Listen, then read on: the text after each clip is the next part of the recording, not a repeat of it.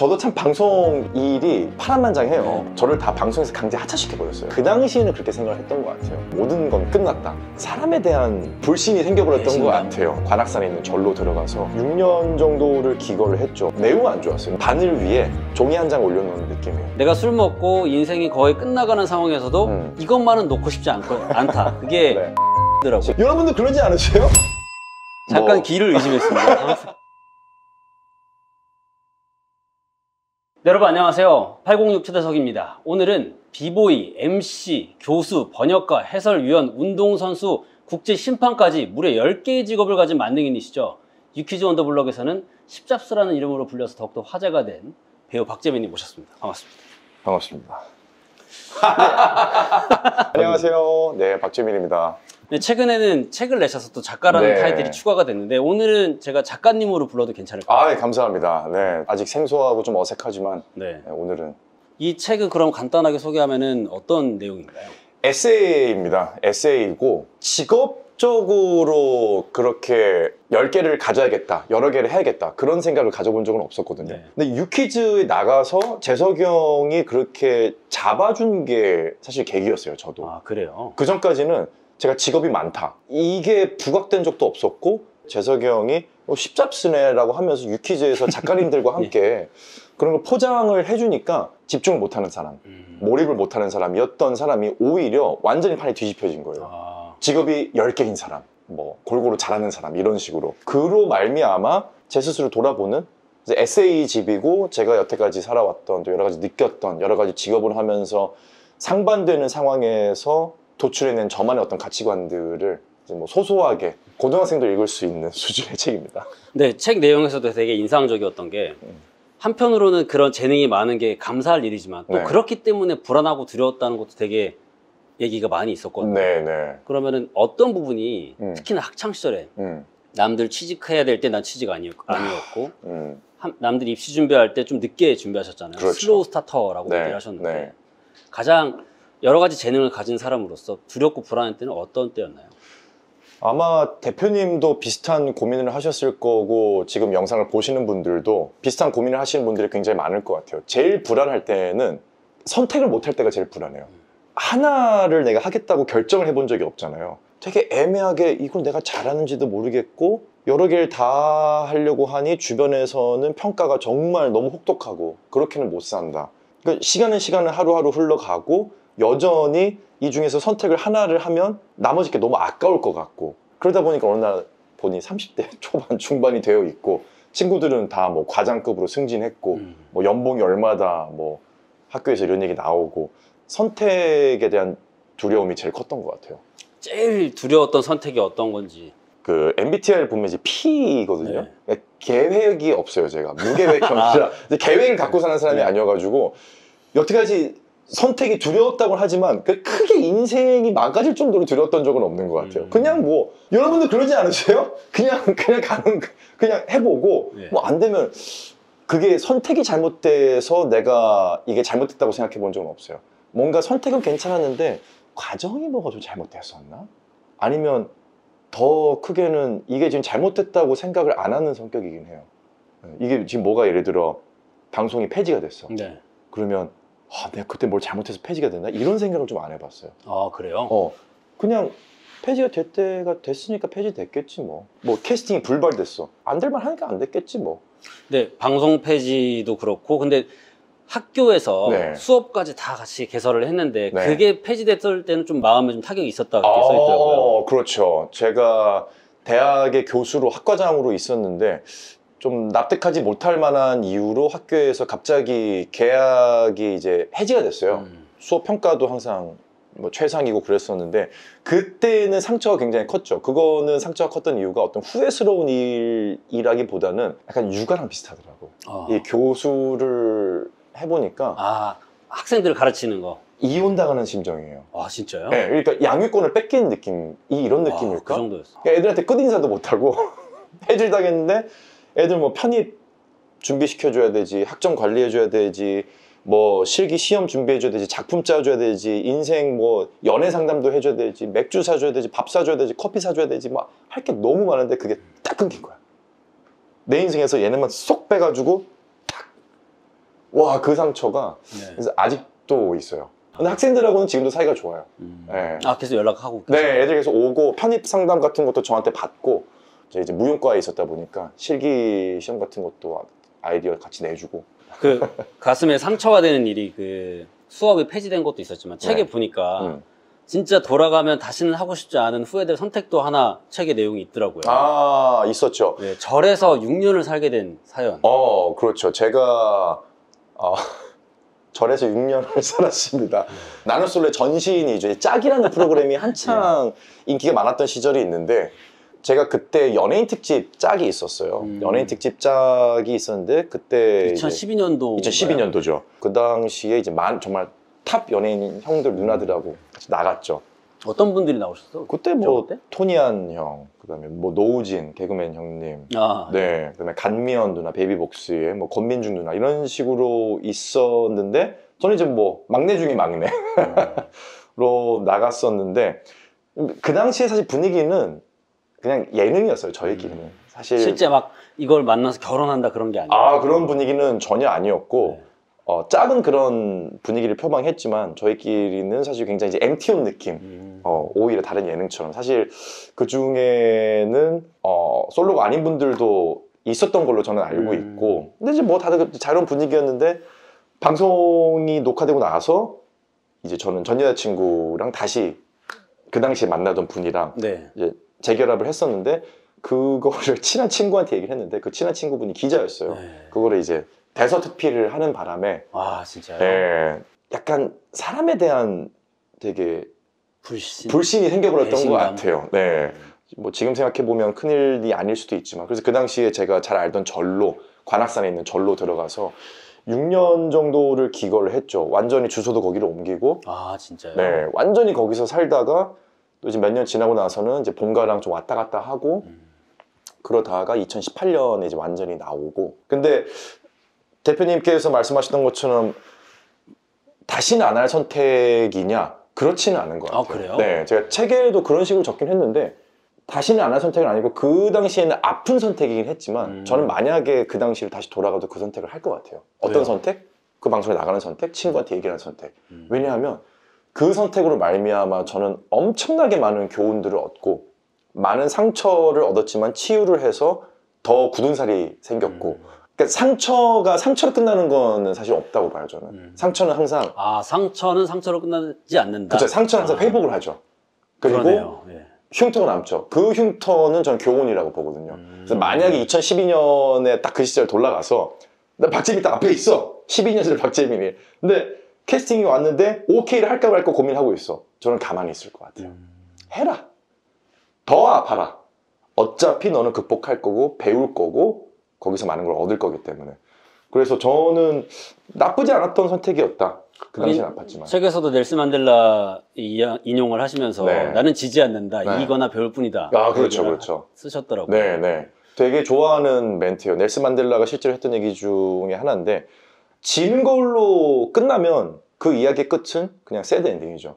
하지만 이기는 걸로 끝나면 요거는 과정 중에 발달 전개 위기, 절정 결말. 이렇게 딱 위기로 바꿀 수 있는 방법은 상처가 있을 때 앞으로 나가는 방법밖에 없더라고요. 그때 당시에 제가 알기로는 소속사에서도 나가셔야 됐고, 네. 그 다음에 방송도 전부 다 하차를 하셨잖아요. 그랬죠.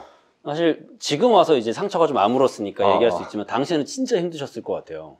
그러면 충격이죠. 약간 다른 예를 들어 제가 뭐 음식점에서 일하다가 퇴사당했으면 뭐 백화점을 가든지 아니면 뭐 의류 쪽으로 가든지 이게 그런 기회가 없이 너는 어디든지 회사라는 공간에 오면 안 돼라고 딱 블록이 생겨버린 거예요. 모든 문이 닫혀버린 그런 상황인 거네요. 그렇죠. 사실 되게 이제 당황스럽죠. 물론 방송이라고 하는 직업 자체가 굉장히 대중들에게 보여지는 직업이기 때문에 조심스러워야 되고 그런 방송국의 선택도 너무 이해가 되고 근데 그 당시에는 그렇게 생각을 했던 것 같아요.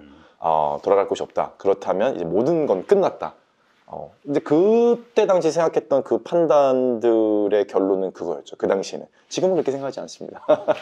근데 이제 굉장히 흥미롭고 네. 와 이거는 진짜 좀 꼭 이야기하고 싶다라고 생각했던 게 그때 당시에 이제 절에 계시면서 술에 의존할 정도로 네. 되게 힘든 상황이었는데 약간 여기서 이분 좀 개짜다라는 생각이 들었어요. 네.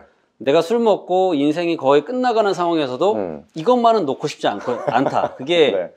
식스팩이더라고요. 식스팩이었죠. 네, 그런 상황에서도 운동은 하러 갔다고 하셨는데 그 운동을 했던 게 당시 우울증을 극복하는 데 도움이 됐는지 어떤 식으로 누군가는 지금 이 영상을 보실 때 그에 준하거나 아니면 거의 비슷한 어려운 상황을 보낼 수도 있잖아요. 네. 모든 기회가 닫혀 있고 그래서 내가 도피할 수 있는 곳이 뭐 세상에 막다른 곳 아니면 술일 수도 있는데 그럼에도 불구하고 지금 다시 제자리로 돌아와서 전보다 더 활발하게 활동을 하고 계시는 그런 힘은 어떻게 얻은 걸까? 그게 운동일까? 아니면 다른 뭔가 있었을까? 저는 운동은 아니었던 것 같아요. 아, 그래요? 네, 운동은 아니었던 것 같고 제가 인셉션 예를 많이 드는데 인셉션에서 팽이를 딱 돌리잖아요. 그것처럼 내 인생에서 이 현실을 확인할 수 있는 토템이 좀 필요한 것 같아요. 그게 뭐 어떤 사물이 될 수도 있고 어떤 신념이 될 수도 있고 어떤 행위가 될 수도 있는데 저 같은 경우는 그게 식스팩이라고 하는 운동이었던 거고. 그러니까, 운동이라는 행위가 아니라 그렇죠. 이 식스팩이라는 존재. 그렇죠. 왜냐하면 이게 식스팩이 저는 어렸을 때부터 항상 있던 거였어요.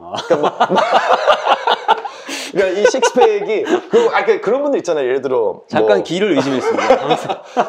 왜 키가 큰 분들이 있고 혹은 머리가 금발인 분들이 있고 예. 손가락이 긴 분들이 있고 근데 저는 손가락은 되게 키에 비해서 좀 짧은 편이거든요. 예. 근데 그런 것처럼 저는 이 복근이 좀 유난히 발달이 돼 있었어요. 그래요? 그러니까 어릴 때부터 그리고 초등학교 한 6학년 때부터 네. 윗몸 일으키기를 하루에 한 200~300개씩 매일 했어요. 초등학교 200개를 초등학생 때요? 초등학생 때부터 6학년 때부터 제가 정확하게 기억나요. 6학년 때부터. 왜요? 그냥 그러니까 다른 친구들이 잘 못하더라고. 제가 그때 체력장을 했는데 윗몸 일으키기를 잘한다는 걸 처음 알았어. 재능을 발견하셨군요. 네, 근데 그 전까지는 제가 윗몸 일으키기를 안 해봤었거든요. 네. 근데 잘 되는 거야. 아주 남들보다 잘하는 게 있네. 그래서 윗몸 일으키기 약간 중독이 됐었어요. 지금도 하시나요? 지금도 매일 하죠. 지금도 하루에 한 800개 정도. 우와, 800개요? 네, 얼마나 걸려요? 목금 그냥. 그거는 근데 한 30분? 이야. 네. 달고 살 수밖에 없겠네요, 매일 식스팩이. 합니다. 그러니까 이런 거예요. 매일 내가 갖고 있던 무언가가 지금 내 현실은 바뀌었잖아요. 예. 내 현실은 내가 판단했을 때는 180도 바뀌어버렸어. 그런데 바뀌지 않은 무언가가 있어. 그게 저는 제 몸이었던 거죠. 그러니까 몸이 망가지는 것조차는 허용할 수가 없겠더라고요. 우울증 경험해보신 분들은 아실 수 있는데 매우 안 좋았어요. 매우 안 좋았다라고 표현하는 이제 거는 스테이지가 내 인생이 더 이상 중요하지 않을 때 네, 정말 이 바늘 위에 종이 한 장 올려놓은 느낌이에요. 이렇게 가만히 있다가 그냥 바람 불면 종이가 툭 떨어지잖아요. 이게 제 인생이었습니다. 한마디로 오늘 아슬아슬하네요. 당장 오늘 당장 이런 표현은 좀 좋아하지는 않지만 아무튼 스스로 생을 마감해도 전혀 아까울 게 없다고 판단되는 시기였어요. 사실 오늘 내일 하던 시기였는데 그 와중에 이 토템이 있었던 그렇죠. 거죠. 오늘 내가 오후에 이렇게 잘못되더라도 운동은 하고 간다. 이제 그런 생각을 하던 시기가 있었습니다. 저의 2대8과 비슷한 거네요. 어떤 건가요? 저 2대8이 해요. 네. 이것만큼은 놓치고 싶지 않다. 진짜 대단하신 네. 게 제가 대표님을 이제 개인적으로 이제 뵐 때가 참 많은데 아침에 전혀 저도 준비가 안 되고 대표님도 준비가 안 됐을 때 저희가 가끔 지나가다 만나요. 기가 막히게 여기 이렇게 쫙 있습니다. 한 번도 저는 흐트러진 모습을 본 적이 없어요. 그래서 저희 가족들이 항상 뭐 하시는 분일까? 저희 부모님께서는 네. 요원인 것 같다. 분명히 CIA든지 요원일 수밖에 없다. 저렇게 외모가 이렇게 준수할 수 없다. 네. 갑자기 얼굴이 제 토템은 이제 2대8과 수트네요.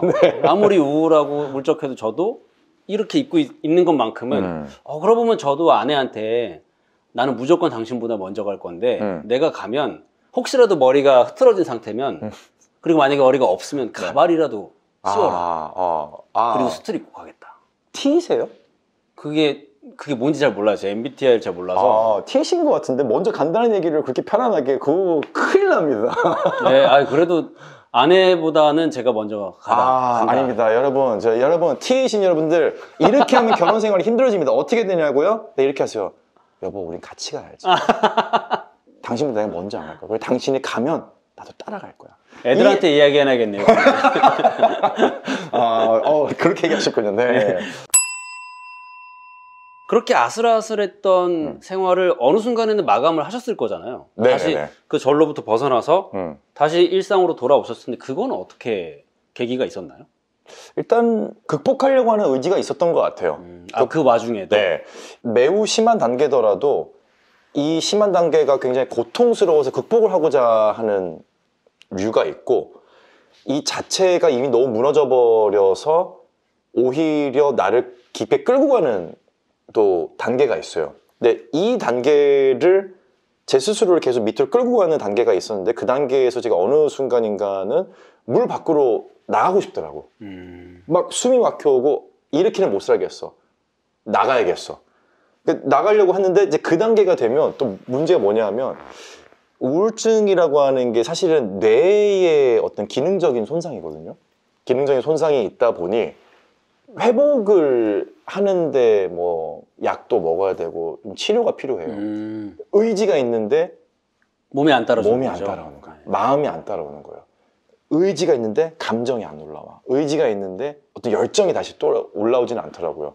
그러던 과정에 운동, 또 제가 그 당시에는 그 플랫폼 다이빙, 10m에서 다이빙에서 내려오는, 다이빙도 하셨고. 네, 그런 다이빙을 했었는데, 그런 굉장히 좀 파격적인 운동을 하면서 몸이 일순간, 저 같은 경우는 운동을 통해서 갑자기 급변하게 좀 회복을 했던 것 같아요. 그래서 나중에 제가 전문의를 찾아가서 그 정신의학과 전문의한테 제가 사실 다이빙을 하면서 극복을 했었습니다 하니까, 네. 절대로 그런 방법을 누구한테 추천하지 마십시오. 그게 추천하면 안 된다고요? 네, 왜냐하면 10m에서 사실 마음 잘못 먹으면 그냥 땅바닥에 그럴 떨어질 수 수도 있거든요. 있겠네요. 네, 그러니까 사실 박재민 씨는 굉장히 운이 좋은 케이스지만 당신의 입장에서 의학적으로 추천할 만한 운동은 아닌 것 같다. 오히려 뭐 안전한 달리기라든지. 그래도 지금 이야기를 들으면서 그런 것들을 극복할 수 있었던 건 결국에는 그 전부터 계속 이어왔던 무엇 뜨겁게 원하던 한 가지가 있었기 때문에 그걸 구심점으로 벗어나지 않았나 생각이 드네요. 특별하게 원하는 게 있는지는 모르겠지만, 식스팩을 유지하고 싶다라는 그거. 식스팩. 식스팩은 유지를 해야죠. 식스팩은 네, 놓칠 수 없습니다. 몸을 경건하고 건강하게 가다듬자 했던 어떤 저만의 신념? 또 이제 그와 연관된 연장선상에 있는 이야기이기는 한데, 네. 코로나가 오면서 여러 가지 업무적으로도 일적으로도 좀 문이 닫히는 그런 케이스가 생겼었잖아요. 그렇죠. 근데 그 이제 구절을 저는 읽으면서 그 헬렌 켈러가 했던 이야기가 떠오르더라고요.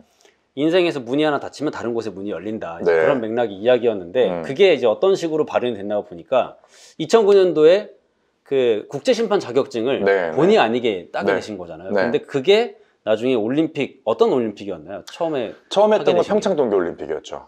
2018년도. 네. 그 일을 맡으면서도 여러 해설을 맡게 되셨더라고요. 내가 생각지 않게 했던 어떤 일 하나가, 과거에 네. 찍었던 점 하나가 미래의 선으로 연결되는, 그건 어떤 경험이었는지도 궁금합니다. 편집 다 하시죠? 그대로 나가, 이거 라이브 아니죠? 지금 라이브 지금 한 3천만 명 보고 있습니다.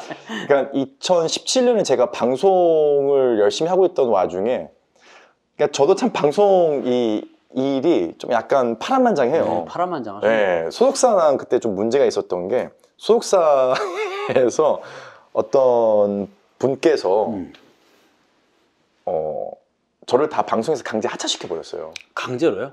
예전에 그 사건 말고 또 다른 네네네. 강제로? 네, 다른 회사였는데, 이거 뭐 얘기하면 너무 좀 웃기긴 하지만, 네. 간단하게 얘기를 하면, 소속사 임원의 한 분의 개인적인 부탁을, 네. 결혼식 사회를 네. 제가 이제 들어드리고, 네. 다음에 이런 부탁은 식사라도 대접을 좀 받으시라, 이렇게 제가 조언을 해드렸죠. 저는 뭐 공짜로 갔는데, 네. 그거에 대해서 제가 얘기를 안 하고, 그냥 다음에 이런 부탁이 들어오면 제가 얼마든지 해드릴 수 있는데, 전무님이라도 식사를 꼭 한 번 대접을 받으셨으면 좋겠습니다. 이렇게 제가 그냥 어떤 투정 아닌 투정을 했죠. 근데 그 다음 주에 방송을 다 하차했어요. 야, 진짜요? 알고 보니까 그 전무님이 박재민이가 이제 어떤 작품에 들어가기 때문에 더 이상 방송을 못 한다라고 해서. 아, 핑계는 그렇게 되고. 네, 그리고 이제 제가 싫었던 거죠. 이제 그런 얘기를 하는 게. 그러니까 저를 이제 좀 굴릴 수 있는 아이템으로 보셨던 것 같아요. 네가 내가 결혼식 사회 보라고 하면 그냥 궁소리 말고 봐야지. 어디서 네가 나한테 그런 얘기를 해? 감히. 네. 방송국에서 연락이 오는 거예요. 네. 아, 재민 씨 너무 아쉬워요. 우리 잘하고 있었는데. 그래서 아, 그러면 또 그렇게 못 나가게 되는 건가요? 무슨 소린가 싶어서 했더니 회사에서 연락 왔는데 재민 씨 이제 하차한다고. 이게 뭐야 이게. 그래서 그 당시에도 이제 방송을 다 왜냐하면 방송국에서 이미 하차시키고 다른 사람이 캐스팅을 했으니까.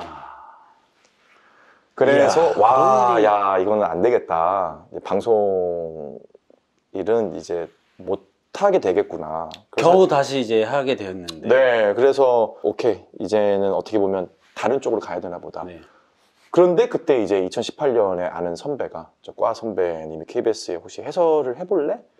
라고 연락이 와서 삼고초려를 하다가 했죠. 아, 바로 한다고 하진 않으셨군요. 아, 네네네. 꽤 오래 걸렸어요, 결심하기까지. 왜요? 일단 방송이라는 거를 제가 더 잘할 수 있을까에 대한 고민도 있었고 전혀 다른 영역이었고 그 전까지 박재민은 뭐 드라마를 찍던지 아니면 예능을 하든지 이런 거였는데 해설은 사실 완전 전문가의 영역 아닌가? 내가 할 수 있나? 그런 것도 있었고 그 당시에 또 자국 올림픽이다 보니 네. 관심도 집중되는 저도 게. 평창올림픽에서 일했거든요. 아 일본 미디어 팀이랑 저는 이제 코디네이터로 일을 했었고. 그러셨었군요. 네, 거기서 이제 인터뷰 일정 잡고 스텝이랑 같이 일하고 하는 그런 것들 이제 중간에서 역할하는 게 대단하시다. 여러분 이제 코디네이터가 어떤 거냐면 그 일본에서 한국을 오잖아요. 그럼 방송을 할 때 한국에 있는 모든 것들을 다 뭐 섭외를 하고 선정을 하고 이게 다 돌아갈 수 있게 그러니까 총책임자신 거죠. 방송국에서 누구 인터뷰 필요한데 그럼 딱 대표님 가셔가지고 인터뷰 딱 해내고 여기 입장해야 되는데 그 입장 딱 해놓고 우리 뭐 조율이 안 되는데 그럼 딱 조율해놓고 대단하신 분입니다. 그냥 열심히 뛰어다닌 여러 사람 중에 한 명이었는데 아무튼 그때 계셨군요. 네, 저는 현장에 있었고 인생은 풍선인 것 같아요. 풍선 효과라는 말 아시죠? 이렇게 쥐었을 때 튀어나온 부분을 누르면 반대가 튀어나오는. 누구도 저는 그 과정에서 벗어나지 않는다고 생각해요. 그러면 시련이 찾아오죠. 시련은 삶이라고 하는 올가미가 현실이라고 하는 올가미가 내 풍선을 딱 쥐어 잡습니다. 그러면 내 풍선이 뚝 튀어나와요. 근데 이거를 또 현실이라는 놈이 짓눌러. 그러면 반대쪽이 튀어나오잖아요. 근데 대부분 반대쪽이 튀어나왔을 때 우리 그걸 못 받아들이는 것 같아요. 난 여기에 커져 있었는데. 내가 생각하는 대로만 가야 되는데 그걸 못 받아들이는 거죠. 그러니까 이 줄어든 부분만 보다 보면 절망스럽더라고요. 저도 그런 적이 있었고. 근데 조금만 뒤에 보면 뭐야 여기가 튀어나와 있었네? 그럼 지금은 여기를 해볼까? 근데 여기를 하다 보면 또 현실이라는 놈이 툭툭툭툭 쳐요. 그럼 여기 있던 게 요만큼 줄어들고 또 다른 데서 요만큼 튀어나와. 그럼 저는 그게 인생의 경로인 것 같거든요. 그러니까 현실이라는 놈이 누르는 대로 어차피 내 풍선의 크기는 변하지 않아. 방향만 바뀔 뿐. 그러면 그때 그 방향에 맞춰서 계속해서 열심히 가는 게 제 인생이었던 것 같아요. 원래부터 좀 그런 긍정적인 생각을 가지고 계셨나요? 네, 피라서. MBTI를 좀 중요하게 생각하시나요? 저는 MBTI, 저도 MBTI 잘 모르거든요. 네. 그래서 INFP라고 돼 있는데 제가 몇 번 검사해도 INFP가 계속 나오더라고요. 이게 인프피라고 하는 거죠? 네. 근데 INF는 제가 잘 몰라요. 그 정확한 어떤 개념. 근데 P는 제가 정확하게 알아요. 계획이 없어요. 왜냐하면 저 진짜 계획 없이 살거든요. 그러니까 처음부터 그랬냐고 물으신다면 처음부터 그랬던 것 같아요. 딱히 인생이 내 계획대로 흘러가지 않는 것에 대해서 전혀 의미를 두지 않았어요. 그냥 어차피 안 되는 걸, 안 된 걸, 안 될 걸 굳이 붙잡고 있는 것보다 이것도 재밌겠는데? 계획이 없던 일인데? 한번 가볼까? 그러면서 또 새로운 기회들이 오고. 네. 이게 모든 분들에게 다 맞아떨어진다고 말씀은 못 드리겠지만 계획 없이 사는 것도 여러분 나쁘지는 않습니다. 정말로. 네. 그 책에서도 굉장히 제가 이건 밑줄 쳐놓고 싶다라고 생각했던 게 누구나 성장 속도는 똑같지 않다. 음. 그리고 슬로우 스타터지만 자기만의 페이스대로 가는 게 중요하다는 성장 속도는 누구나 똑같지 않다는 그 네. 말이 되게 와닿았는데 어떻게 보면 십잡스라는 이름이 붙었기 때문에 그 말이 더 중요하지 않았을까 싶어요. 내가 원래 의뢰 이 정도 나이대, 이 정도 시기에는 해야 됐었던 것들이 아니라 나는 하고 싶은 게 그게 아닌데 이게 좋은 것 같은데 라고 하면서 하나하나 개발해왔던 시간들에 어떻게 보면은 남들과는 다른 속도로 흘러갔던 거잖아요. 그런 마인드셋이 어떻게 보면 지금 자칫 여러 개만 좋아하고 아무것도 하나도 제대로 못할 수도 있었던 게 네. 하나하나 좀 여물어가는 과정이지 않았을까 그 생각이 들더라고요. 사회에 나와 보니 현실이라고 하는 곳은 사실 경쟁이잖아요. 저는 경쟁이 나쁘다고 생각하지는 않거든요. 특히나 뭐 대한민국 사회가 뭐 지나친 경쟁이 있다 이런 인식들이 있는데 저는 그것조차도 사실 프레임인 것 같아요. 저도 외국에서 살아보고 외국에서 자라도 봤지만 외국의 경쟁도 만만치 않거든요. 결국은 우리가 이 경쟁이라고 하는 걸 어떻게 바라보느냐의 차이인데 어쨌거나 저는 이제 경쟁을 하는 사회의 성인이 돼서 나오게 됐죠. 그런데 제가 느꼈던 것은 인류 사회라고 하는 곳은 수많은 경쟁을 통해서 최고를 선발하는 과정을 계속 거쳐왔으니까 그렇게 해서 우리는 문명을 일으켜고 발전해 왔으니까. 그런데 한편으로는 이제 좀 그런 괴짜 같은 생각이죠. 내가 왜 굳이 따라가야 돼? 약간 이런 느낌. 왜냐하면 사회에 나오면 속도전이더라고요. 속도전. 무조건 빠르게 가장 먼저 도착하는 사람이 깊은 산속 옹달샘을 먹듯이 누가 와서 먹나요? 새벽에 토끼가 일어나서 가장 먼저 와서 먹었잖아요. 그런 것에서부터 우리가 속도전에 너무 익숙해져 있는 게 아닌가.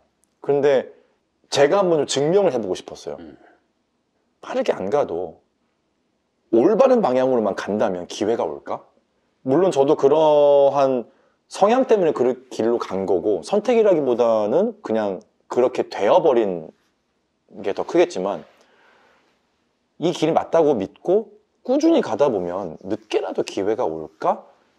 라는 생각으로 그냥 묵묵히 버텼던 것 같아요. 그리고 천천히 가다 보니 컴팩트하지가 않잖아요.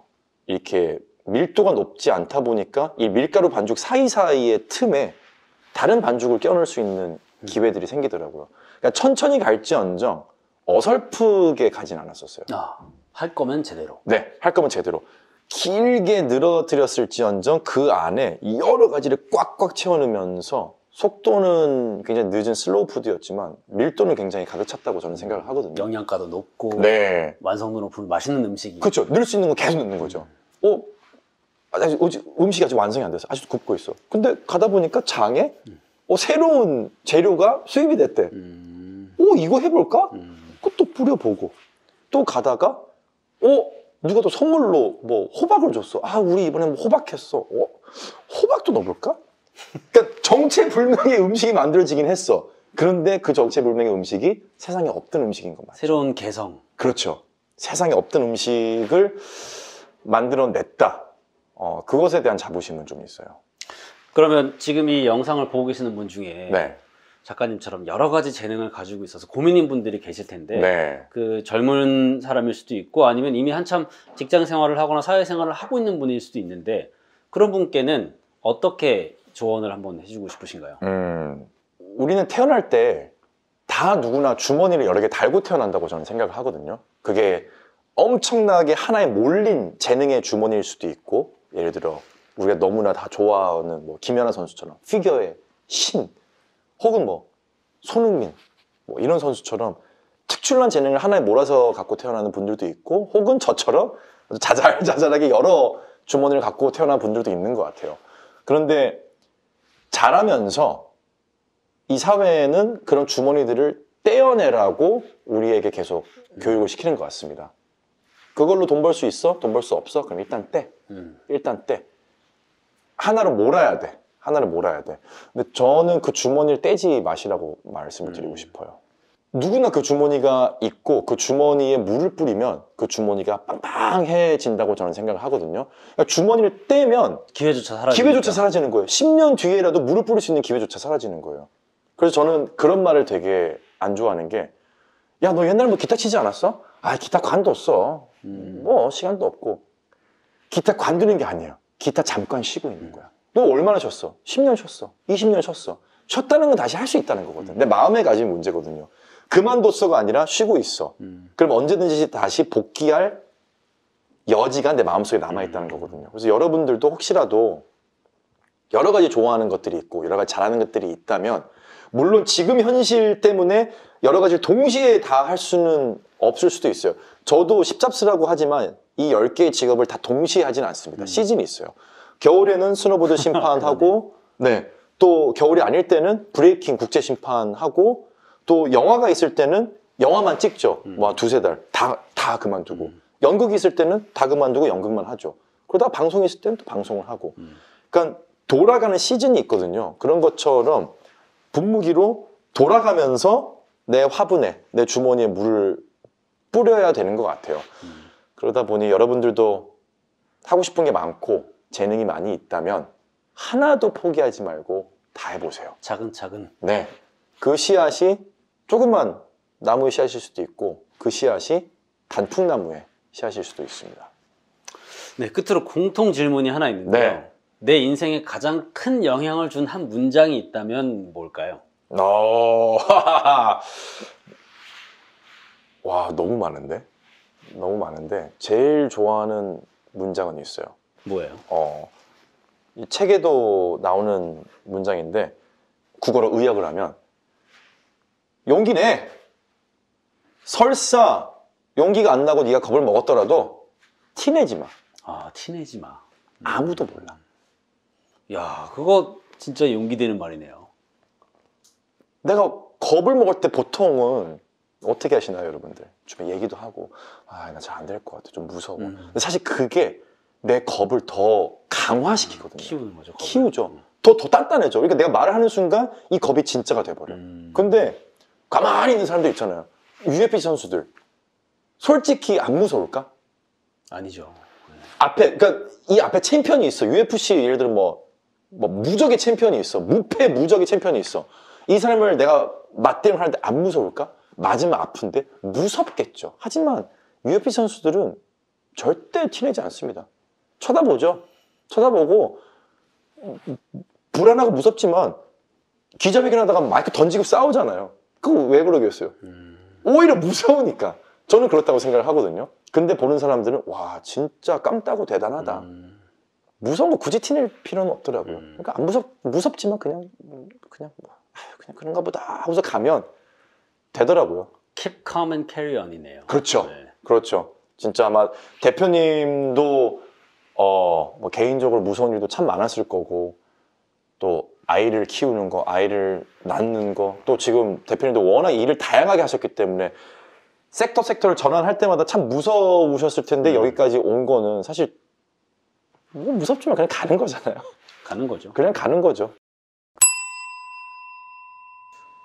바다는 아무리 그 위에서 태풍이 치더라도 10m만 내려가면 고요하다라는 말을 들은 적이 있는데 좀 그렇죠. 같은 맥락일 수도 있는 것 같습니다. 네. 아무리 폭풍우가 치더라도 내면에서 그걸 잘 유지하고 있으면 결국에는 또 넘어갈 수 있는 그런 용기가 되지 않을까. 맞습니다. 맞습니다. 드는 내용이었는데 오늘 일반적으로 사람들은 사실 인트로에서도 소개했다시피 십잡스라는 여러 가지 직업을 가진 거에 초점을 맞추지만 그것 이외에 그 마인드가 참 궁금했어요. 네. 그 여러 가지 다사다난하고 파란만장했던 그 삶을 이야기하면서 이런 생각으로 지금까지 또 여러 가지 분야를 개척해 나오셨구나 생각이 들었고 참 의미 있는 시간이었습니다. 감사합니다. 아유, 불러주셔서. 오늘 좋은 이야기, 좋은 인사이트 나눠서 진심으로 감사드립니다. 네, 감사합니다. 네, 대표님 감사합니다. 건강하세요.